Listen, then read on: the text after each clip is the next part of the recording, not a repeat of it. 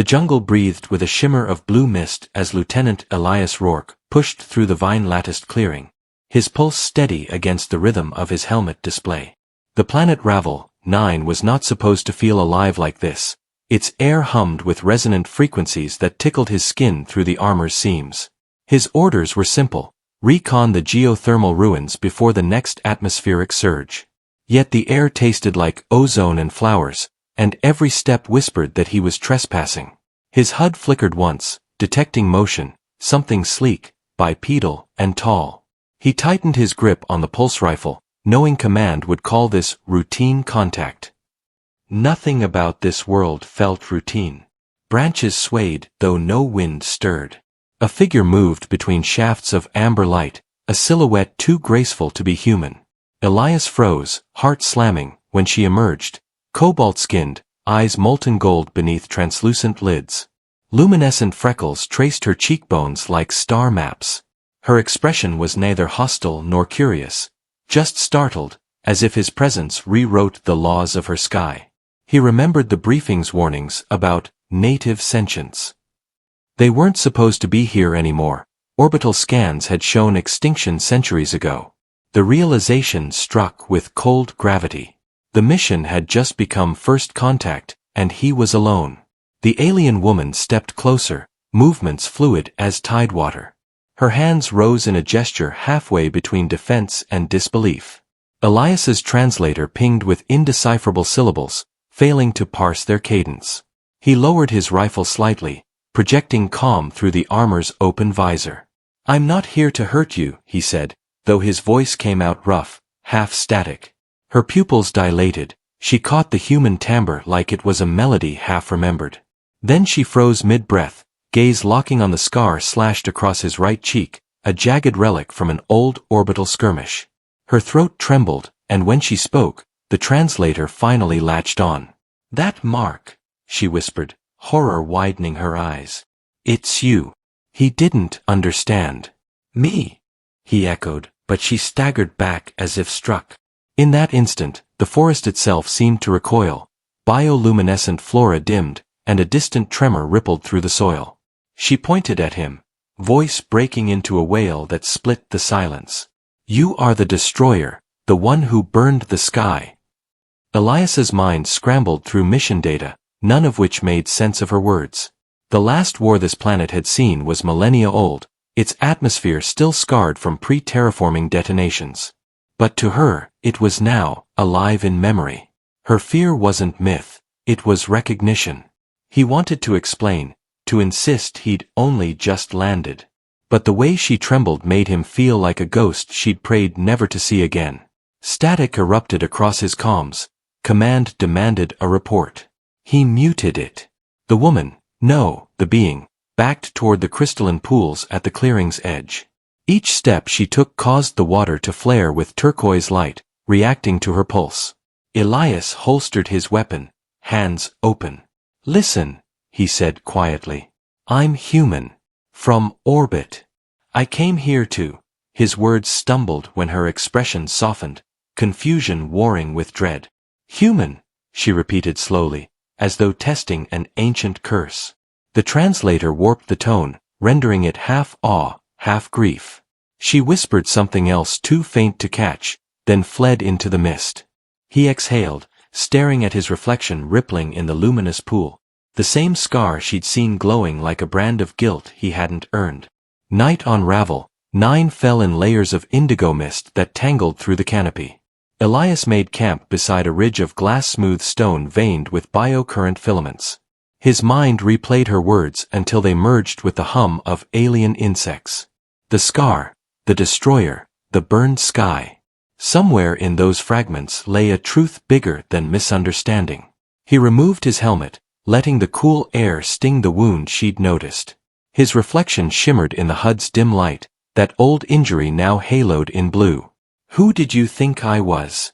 he murmured. No answer came, only the wind-like sigh of the forest and the rhythmic pulse of the ground beneath, almost like a heartbeat too large for the planet to contain. Sleep evaded him. Data drones transmitted atmospheric readings, yet interference corrupted every channel. The jungle's electromagnetic field was fluctuating, almost intentional. When he finally drifted into half-dream, visions surged, cities of crystal suspended above oceans of light, human warships breaking their lattice with fire. The dream him gave orders, watched skies ignite, and felt the same scar sear into his flesh. He awoke drenched in sweat, pulse hammering. Impossible. He'd never fought here. But dreams didn't invent such precision. The way the alien towers curved, the language carved into their pillars. It was as if memory had been planted in his mind, or inherited from someone who had stood where he now sat. The phrase echoed again, "You are the destroyer." By morning, the forest had rearranged itself. Paths he'd mapped were gone, replaced by coral-like growths. His sensors showed no seismic movement, yet geography itself had changed overnight. He followed the direction she had fled, drawn by intuition more than strategy. Sunlight filtered through spore clouds that shimmered like gold dust. Hours later, he found remnants of architecture, rings of obsidian spires around a crater lake, each marked with concentric sigils.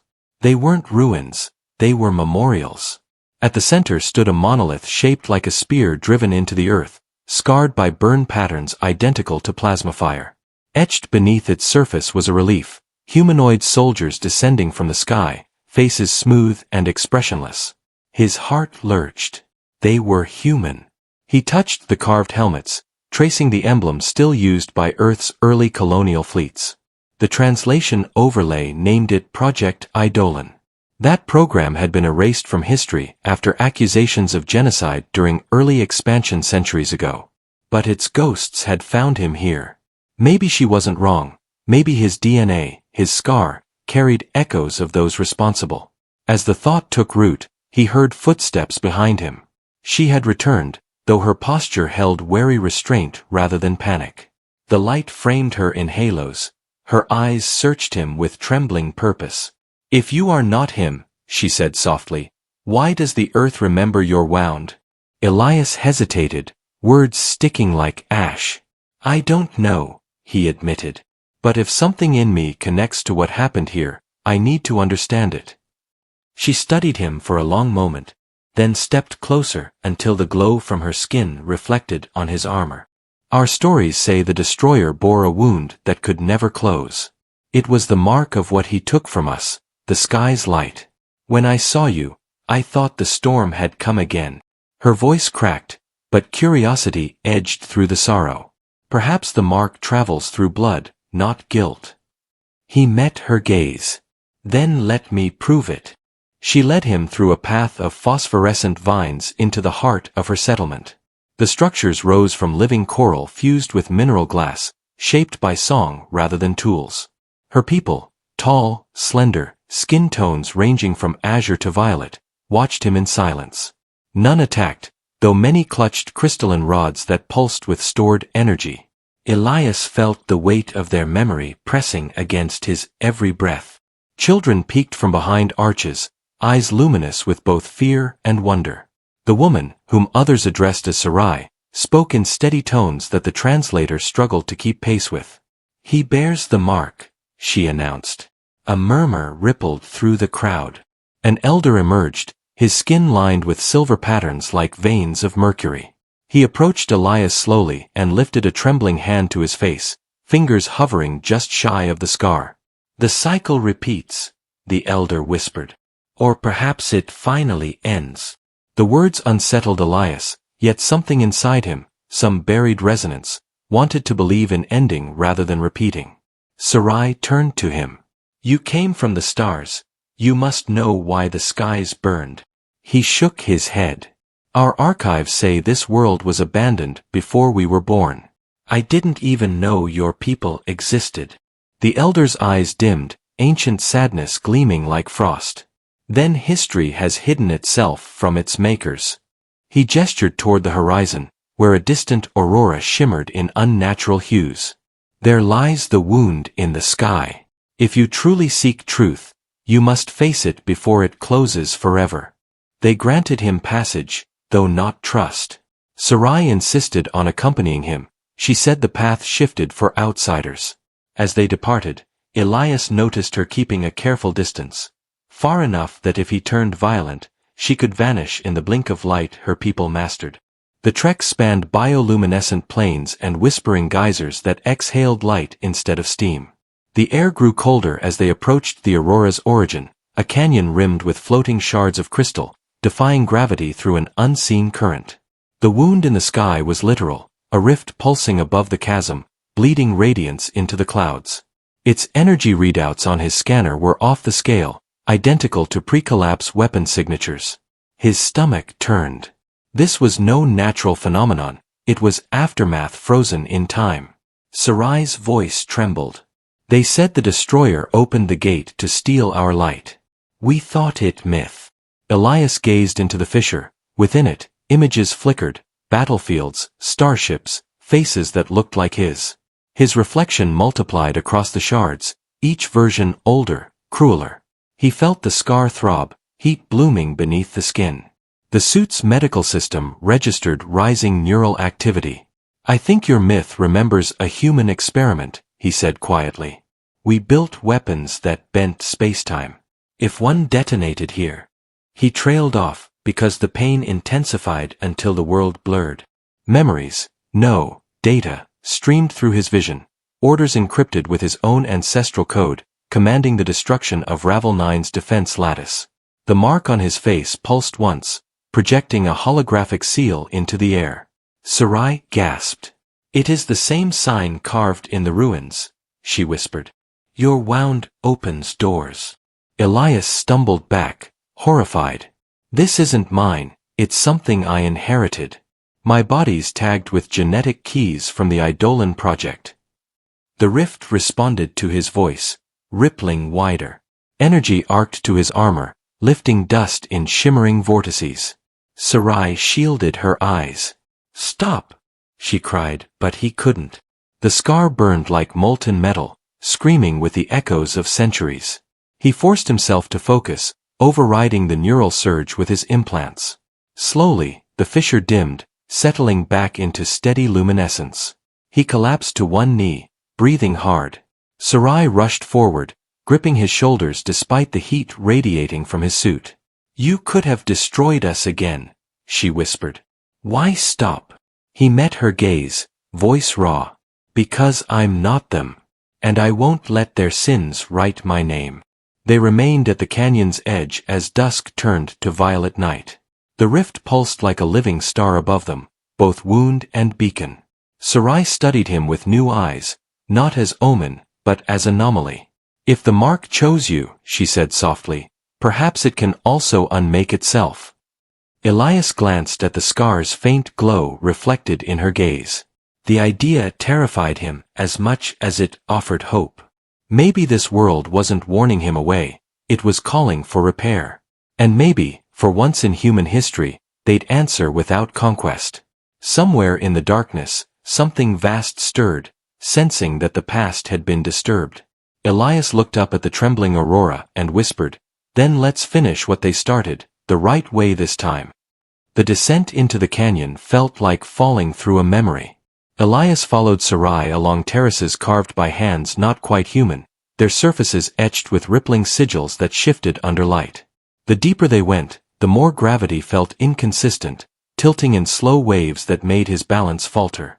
The rift's glow painted everything in soft gold and blue, casting twin shadows that never aligned with their bodies. Sarai moved with the sureness of one raised by the world's pulse. Elias, armored and bruised, struggled to keep pace, his boots leaving dents in the reactive stone. Your world's alive, he said, voice hushed. It responds to you. She glanced back, her bioluminescent markings pulsing faintly. It remembers. But sometimes memory is not mercy. They reached a platform of black glass, where light from the wound above condensed into fluid forms, flowing upward like reversed rain. Elias knelt, examining the material with his scanner. The readings defied calibration, organic and synthetic fused at the molecular level. It was neither weapon nor monument, it was an interface. What do you think it is? He asked. Sarai approached the surface, her reflection merging with his. This is where the destroyer broke the gate. He tried to steal the heart fire. The sky bled for days. Her voice quavered as she traced a spiral etched into the glass. Our ancestors sealed it so the wound would not consume us. But your mark is the key that opens it again. Elias's hand went to his cheek instinctively. If my blood opens it, maybe it can close it. She regarded him warily. Or it will finish what he began. The air shimmered, and the rift above expanded in response to her words, lightning veins flickering along its edges. He stepped back, uneasy. I don't want to test that theory. But the scar burned again, faint pulses sinking with the glow beneath their feet.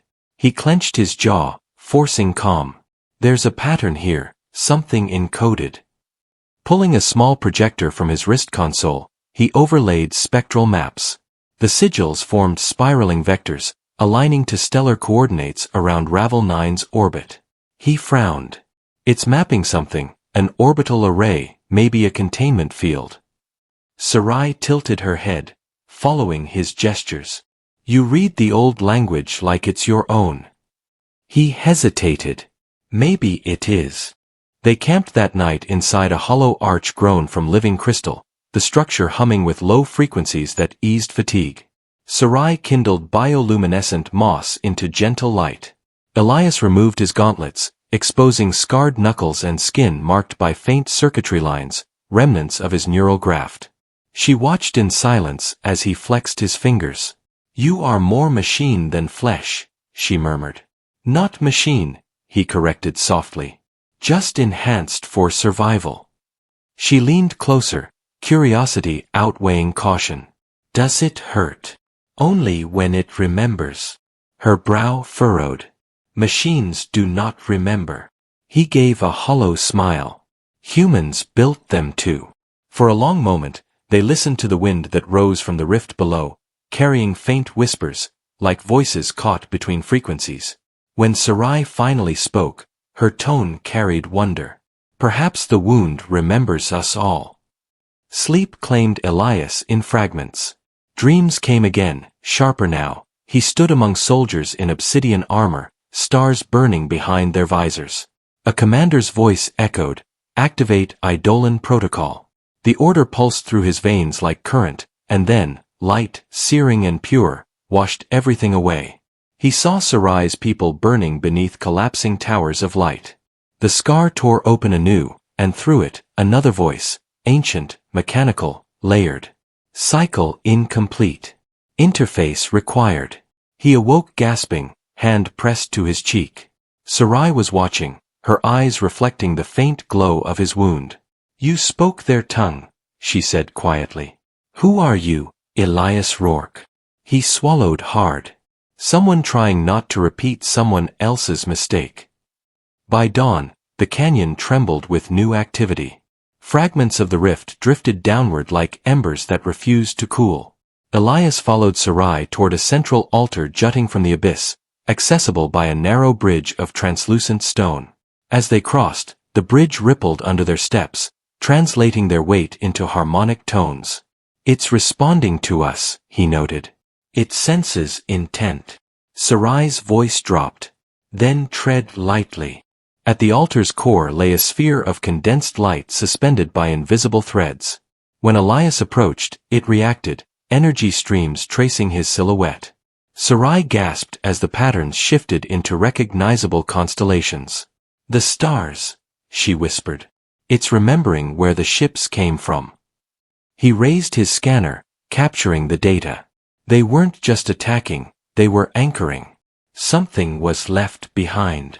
The light sphere pulsed, releasing tendrils that coiled toward his scar. Elias froze. The pain was blinding yet strangely intimate, like a heartbeat syncing with his own. A flood of imagery surged through him. Laboratories orbiting Ravel 9, experiments designed to link human consciousness with artificial constructs meant to terraform through psychic resonance. Project Eidolon wasn't war, he muttered. It was meant to merge minds with ecosystems, to create living worlds. But something corrupted it. Sarai steadied him as his knees buckled. The destroyer, she whispered. He tried to command life itself. Elias met her gaze. He was human, and I carry his echo. The revelation settled heavy between them. Sarai's hands trembled, but she didn't withdraw. Then your people's curse is not conquest, it is forgetting. Elias nodded faintly. Maybe that's worse. The sphere dimmed, leaving only the soft glow of the rift. If the wound connects to the system he built, he said, I can interface, see what's left. Sarai's expression tightened. That nearly killed you. If it shows me how to heal this world, it's worth the risk. She stared at him, conflict warring in her eyes. Why would a destroyer's heir save the sky he ruined? He smiled, faint but steady. Because maybe that's the only thing humans are good at, trying again. He reached for the interface. Light engulfed him, erasing form and sound. When it cleared, he stood inside a memory made solid, a station orbiting Ravel 9, alarms wailing, engineers shouting. Data cascaded across walls like falling stars. A holographic command seal blinked, his face, older, hardened. Initiate sequence, terminate host protocol, the projection ordered. Elias's breath caught. That's him. The other version turned, gaze piercing through centuries. Legacy unit detected. You shouldn't be here. Elias tried to speak, but the hologram continued. The system required continuity. We encoded it in bloodlines, memory fragments, genetic scars. You are my failsafe. Rage and awe collided inside him. You killed them, he shouted. The echo smiled. I preserved humanity's dominion. Creation demands sacrifice. The illusion fractured as Elias lunged, his hand passing through light. You condemned an entire world. The voice replied, calm as machinery. And yet, it breathes still, proof of our success. Now complete the cycle. Static burst through the vision, pulling him backward into reality. He collapsed onto the altar, trembling. Sarai knelt beside him. What did you see? A message from the one who made the wound, he said hoarsely. He thinks I'm his continuation. Her expression darkened. Then you must choose whether to obey him or defy him. Elias stared at his scar reflected in the altar's sheen. No, he whispered. I'll rewrite him. They retreated from the canyon as tremors intensified. The rift expanded, releasing pulses that warped air and bent light. Sarai led him through narrow caverns where roots glowed like veins of gold. Each tremor grew stronger, echoing with the resonance of awakening systems. The gate's consciousness is stirring, Sarai warned. If it fully wakes, it will see you as command authority. Elias grimaced. Then I need to get ahead of it. He connected his wrist console to his neural port, overriding safety locks. I can transmit a countercommand, mimic a shutdown sequence. You will burn your mind, she hissed. Then you'd better catch me if I fall. At the canyon rim, wind roared with electric fury. The rift loomed vast and alive, its edges swirling like molten glass. Elias braced himself, raising the console toward the storm. His voice carried through the comms, amplified by the scar's glow. Eidolon interface, override. Command authority Rourke 01. The sky convulsed. Lightning shot from the rift, striking his armor, grounding through him. Agony flared, but he held his ground, repeating the phrase until his voice broke. The light faltered, then reconfigured, coalescing into new sigils across the clouds. The rift stabilized, smaller now, its core shimmering with calm blue instead of violent gold. Sarai's breath caught. You changed its song. Elias fell to his knees, smoke rising from his armor. Yeah, he panted. I think it liked it better this way. When the storm eased, silence followed, an alien stillness like the planet holding its breath. Sarai knelt beside him, placing a hand on his chest. His pulse fluttered weakly beneath her fingers. You're human, she murmured, almost tenderly. And yet you wield power like a god. He managed a faint smile. We call that poor impulse control. She tilted her head, studying him. Or courage. Their eyes met, and for the first time, her gaze held no fear. The wound above shimmered in soft reflection, its edges healing slowly as though soothed by their proximity. Elias let exhaustion drag him down, his last thought before sleep a fragile hope that humanity's mark could finally mean restoration, not ruin. He dreamed again, but this time it was different. No fire, no screams, just the gentle hum of the planet breathing around him. He saw Sarai standing beside a great tree of light, her hand reaching toward his. When he woke, dawn painted the horizon silver. The rift was smaller, but not gone. Sarai watched it with quiet resolve. You've changed the wound, but not healed it. He sat up, wincing. Then we keep going. She glanced at him. You would stay. I owe this world that much. She smiled faintly, the gesture carrying a warmth he hadn't realized he needed. Then perhaps the sky will forgive you after all.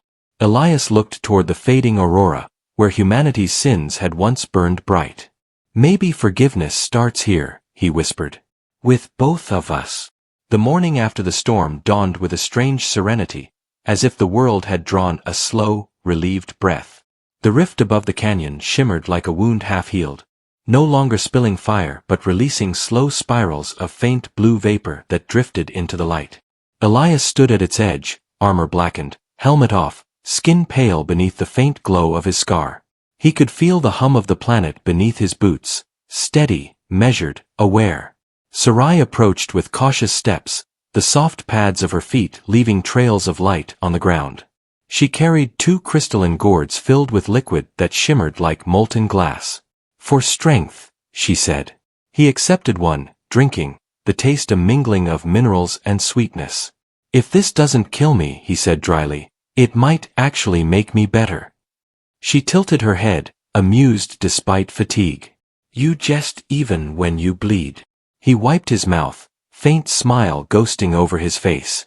Humor's how humans keep breathing when the air gets thin. She studied him for a moment, then looked toward the rift. It is quieter now, but not safe. The gate still watches. It remembers you. Elias followed her gaze. Then maybe it remembers what I did right this time. His wrist console blinked faintly, power cells failing from overload. We'll need a better plan than hope. Sarai nodded. There is one who might help us understand the wound's voice. But she dwells in the hollow sea, beyond the storm ridge. Elias frowned. Let me guess, that's as bad as it sounds? Worse, she said softly. But necessary. Their journey took them across plains of glass that stretched like frozen lightning beneath the sun. The air shimmered with heat, bending the horizon into waves. Sarai moved with fluid grace, the world responding subtly to her presence. Ripples of light bloomed under her bare feet. Elias trudged beside her, armor whirring with every step. The silence between them was not awkward, merely full. Hours passed before he spoke. You said the gate remembers. What does that mean for your people? She hesitated before answering. Memory is sacred. Our ancestors bound thought into matter, stone that sings, water that dreams. But when the destroyer came, that bond fractured. The wound remembers the pain more than the peace.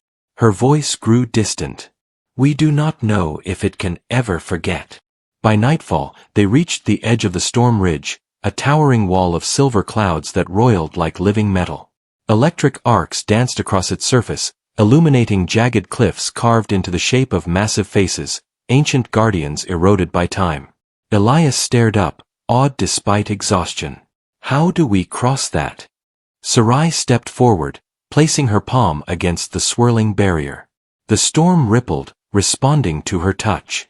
It knows me, she murmured. But it will test you. Lightning crackled as she turned to him. The hollow sea lies within. If you lose faith, it will devour you. Elias checked the charge on his rifle, though he doubted bullets would help. Faith isn't really my strong suit, he admitted. Then trust will have to suffice, she replied, and stepped into the storm. The first step felt like walking into another dimension. The air thickened around him, pressing from all sides with static weight. Light bent and refracted, splitting into ribbons that wound around them like serpents. Each flash illuminated moments from the past, fleeting visions of cities burning, soldiers marching, skies collapsing. Sarai's hand found his through the haze, grounding him. "These are the echoes," she said, voice muffled by the roar. "The storm remembers everything the wound cannot hold." His heart pounded as a shape formed ahead, a towering figure sculpted from vapor, face identical to his own. "You shouldn't be here," it intoned, voice booming like thunder. Elias froze, recognizing the same tone from his visions. "You again," he muttered. "What do you want?" The apparition smiled without warmth. "Completion. You bear the key." Sarai's grip tightened. "Ignore it," she hissed. "It feeds on doubt." But Elias couldn't look away. The phantom stepped closer, lightning pulsing through its form.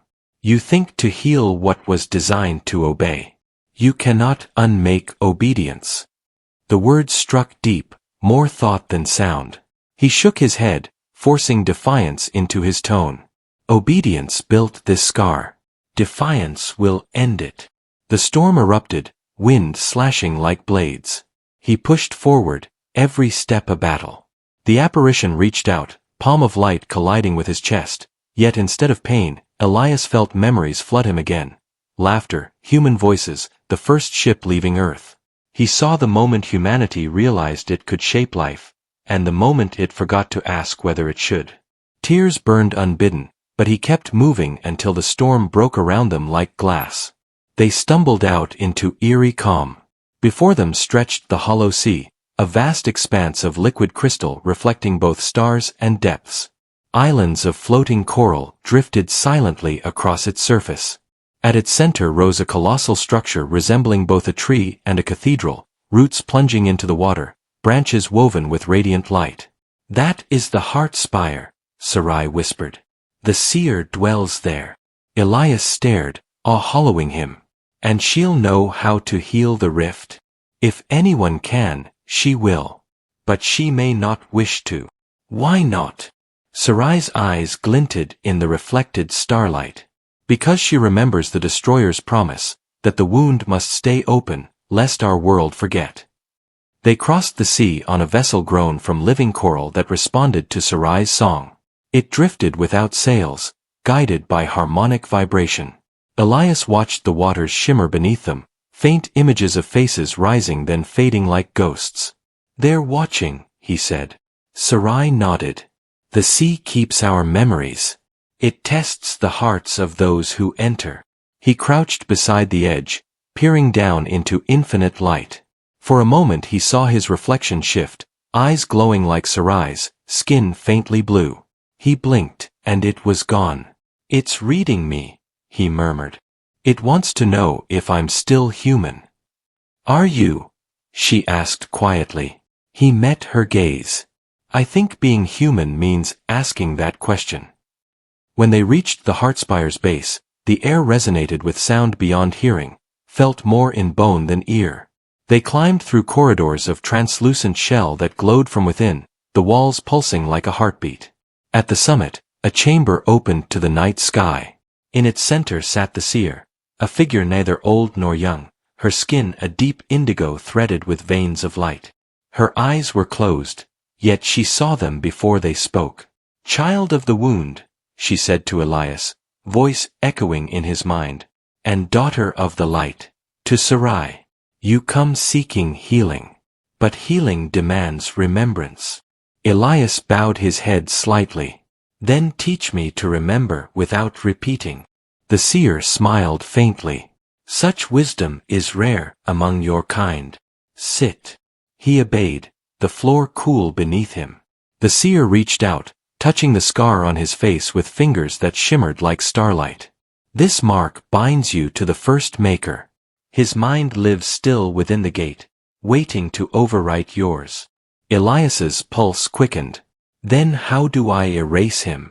"You cannot erase what you are," she said gently. "But you can rewrite the pattern." Her gaze shifted to Sarai. "And you, daughter, must decide if your people can forgive what they remember. Sarai's voice wavered. If he can heal the wound, we will learn. The seer nodded. Then both of you must descend into the memory vault. There you will confront the heart fire itself. One will emerge remade, the other will become memory.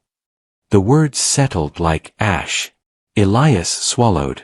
Meaning, one must merge with the gate to stabilize it, the seer replied. A mind for a world. A life for a memory. Sarai stiffened. There must be another way. The seer's expression softened.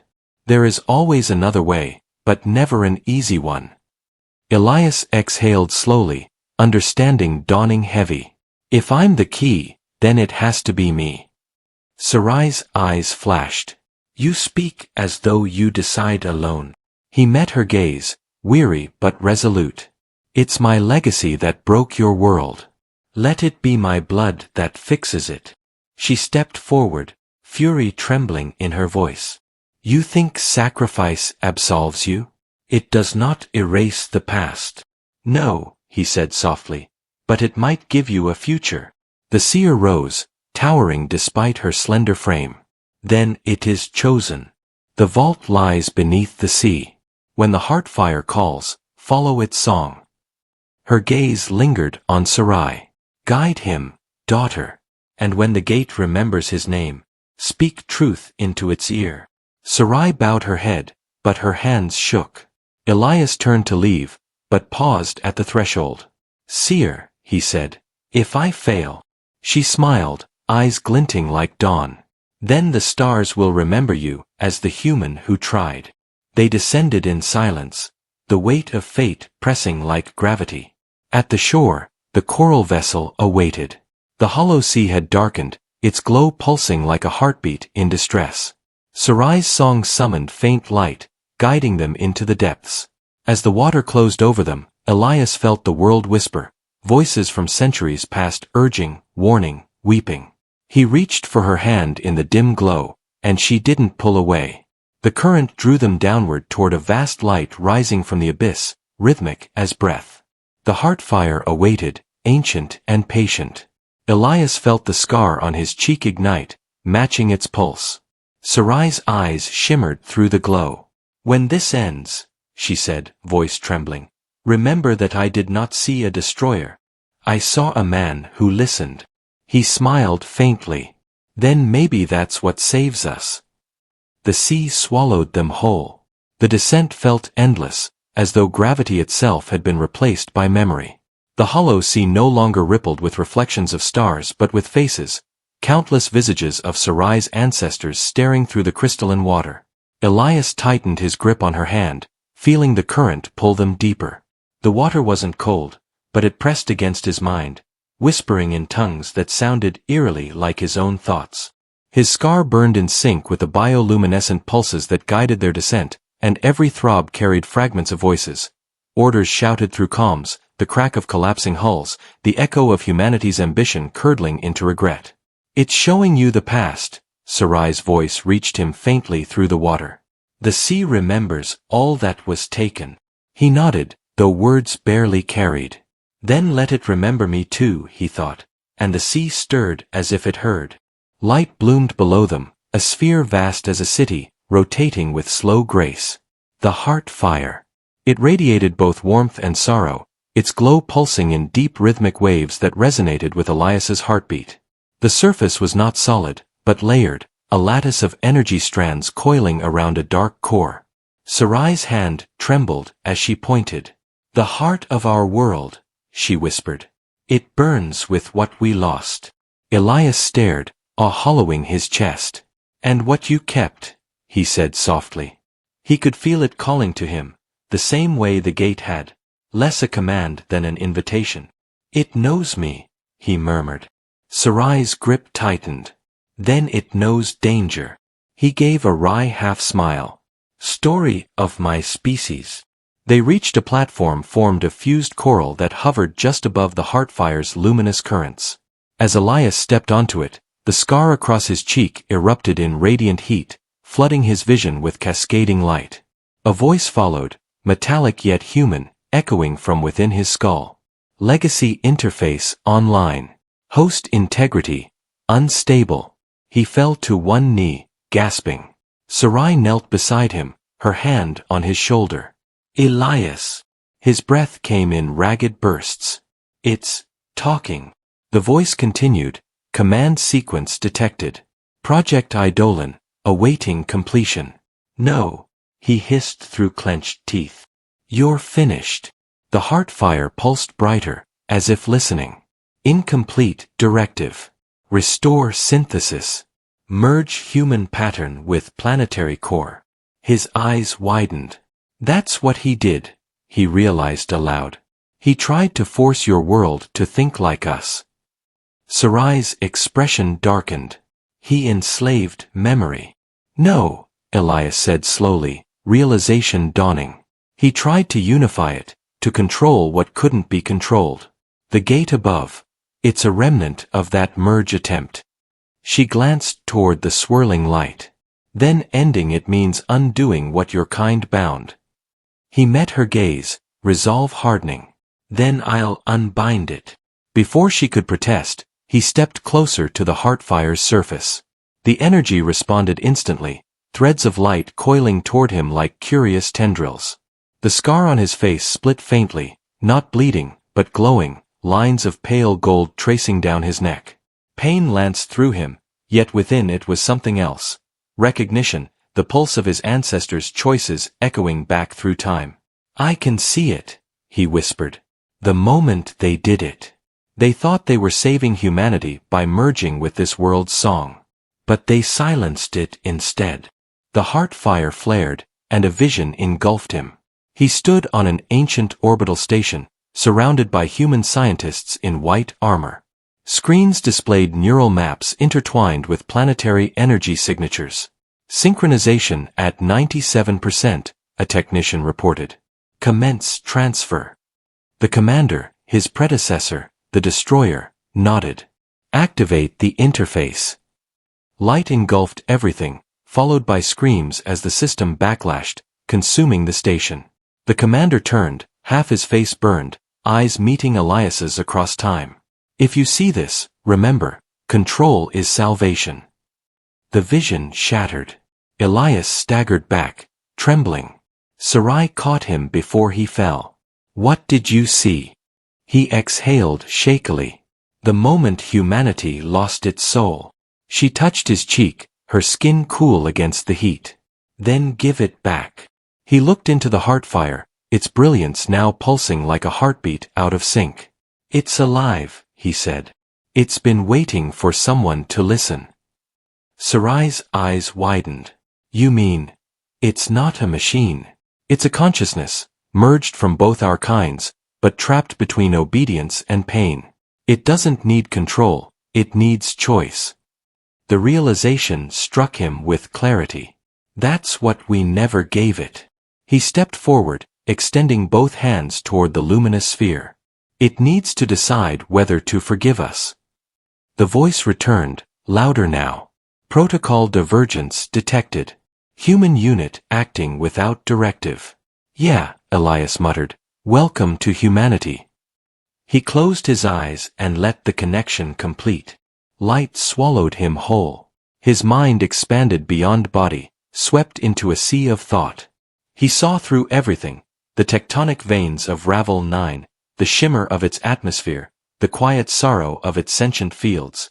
And threaded through it all was the echo of human design, cold, logical, terrified of chaos. Two voices warred within him, the machine that demanded order and the world that whispered freedom. Between them, Elias stood as bridge and battleground. You are command, the synthetic voice intoned. You must choose preservation or deletion. You are life, the planetary voice murmured. You must choose remembrance or release.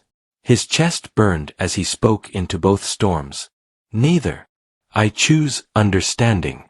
Sarai watched in horror as his body levitated above the heartfire, arcs of light weaving between his limbs. His face contorted, eyes glowing with alternating hues, blue and gold, humanity and world fighting for dominance. She shouted his name, but her voice could not pierce the resonance. Around them, the sea convulsed, sending waves of energy cascading toward the surface. The world was listening.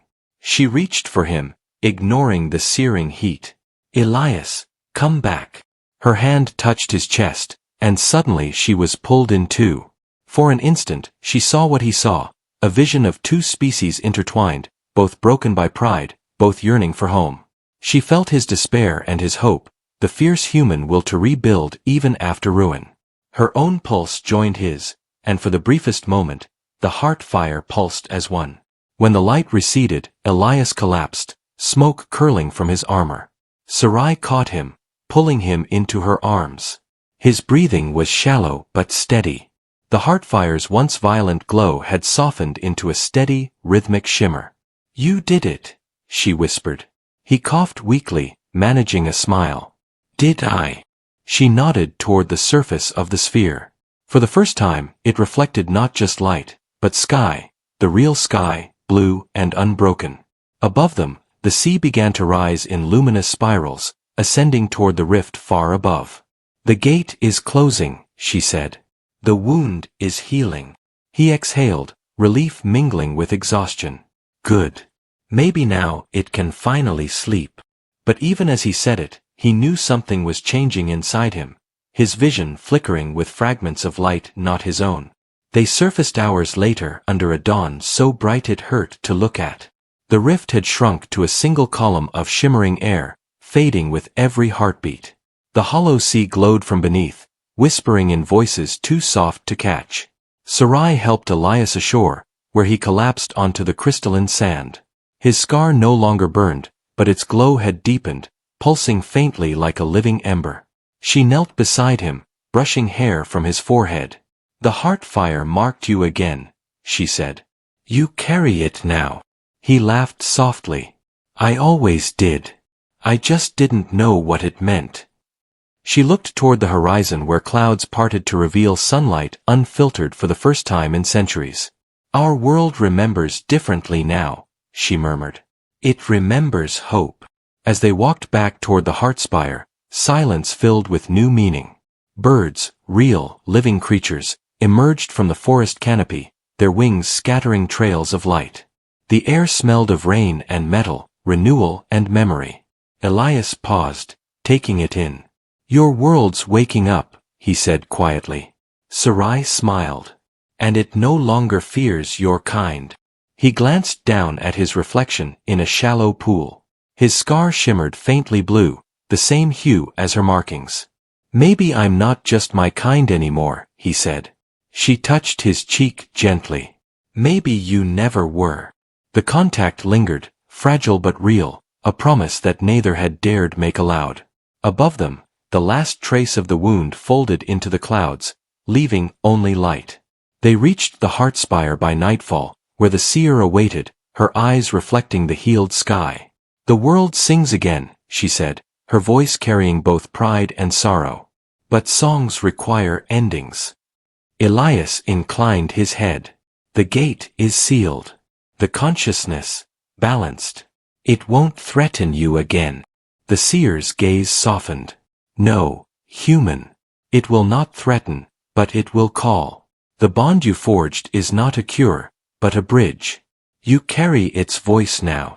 He frowned. "You mean I'm linked to it?" "You are part of its memory," she said simply. "And memories, once awakened, cannot sleep." He felt a faint echo in his mind, soft, distant, but unmistakably alive. "Elias," it whispered. "We remember." He exhaled, both humbled and terrified. Sarai stepped forward. "Then his life is tied to ours." "Yes," the seer said.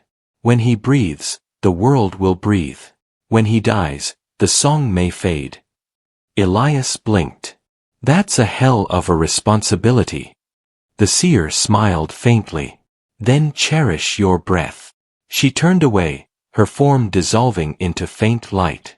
Silence lingered, filled only by the hum of the heartspire. Elias looked at Sarai. "Guess I'm stuck here." "You could leave," she said softly. "The sky above is open again." He met her gaze. And abandon a world that finally started to trust me? He shook his head. No. Humanity did enough of that already. Her lips curved in a rare smile. Then perhaps you will teach us how to forgive. He chuckled weakly. Only if you teach us how to remember. They stood together beneath the reborn aurora, two silhouettes framed by light that belonged to neither species alone. Elias could feel the pulse of the planet beneath his feet, beating in rhythm with his own heart. For the first time since he'd set foot on Ravel 9, he didn't feel like an intruder. He felt like a beginning. Months passed beneath the new sky, each sunrise casting light that felt almost shy, as if relearning how to touch the world without fear. Elias awoke each morning to the low hum of the heart spire resonating through the valley, a pulse that matched his heartbeat exactly. The link between him and the world had deepened. Sometimes, when he dreamed, he saw through its eyes. The slow drift of tectonic plates, the trembling of seed pods breaking soil, the luminous flight of creatures born in newly clean air. He moved among Sarai's people now without weapons or armor, wearing simple woven fabric that shimmered faintly with biofiber threads. Children followed him curiously, calling him the Marked One without dread. Sarai laughed when he winced at the title. They mean it kindly, she said. Our stories once ended in fire. Now they end with you. He spent his days mapping the altered terrain, cataloging flora that no longer matched Earth's databases. The rift's healing had rewritten more than sky, it had rebalanced ecosystems, restoring symbioses long thought extinct. Each discovery astonished him. Coral that absorbed radiation and converted it into warmth, trees that communicated through low-frequency sound, rivers that carried photonic microfauna glowing like veins of memory.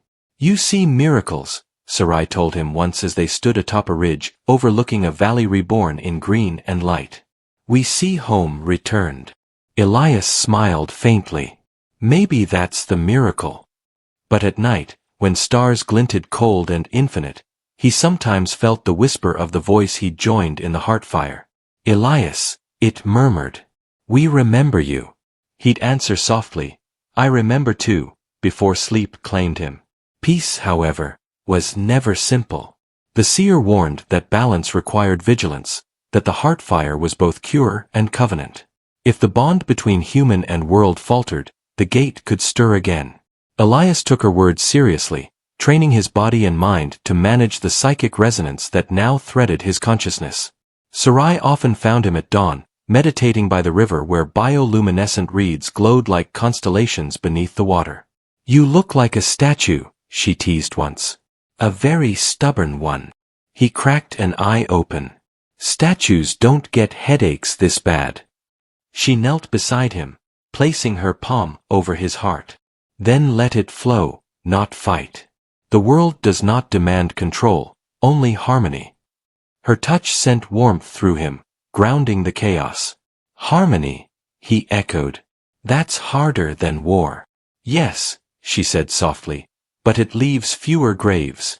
As the seasons cycled, traces of human history began to emerge from beneath the soil. The ancient ruins of the Eidolon station's ground anchors surfaced, unearthed by shifting tectonics.